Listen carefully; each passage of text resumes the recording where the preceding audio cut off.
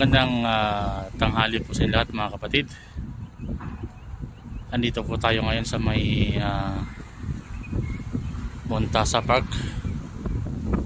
Ito po yung sitwasyon dito ngayon mga idol.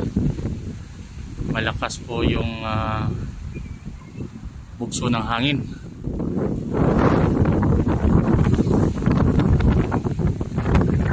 Tingnan natin na stress po ng hapon.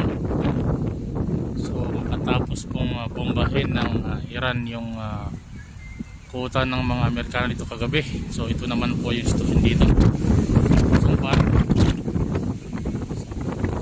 normal naman po yung sitwasyon dito. So wala na pong problema.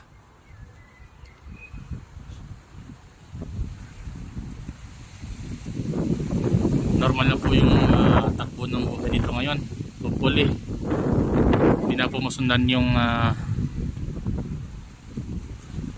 nangyari kagabi.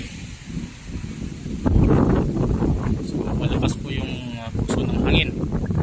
Nahirapan po tayo mag drive ng bisikleta gawa ng lakas ng hangin mga kapatid.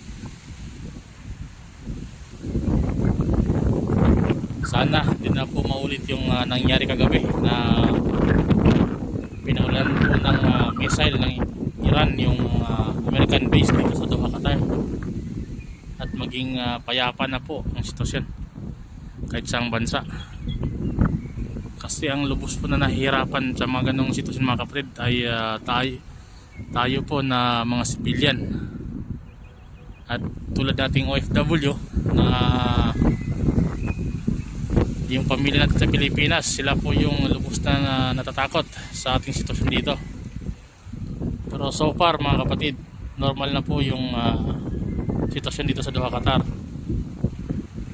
Panalangin po natin sa pong may kapal na hindi na po maulit yung nangyari kagabi.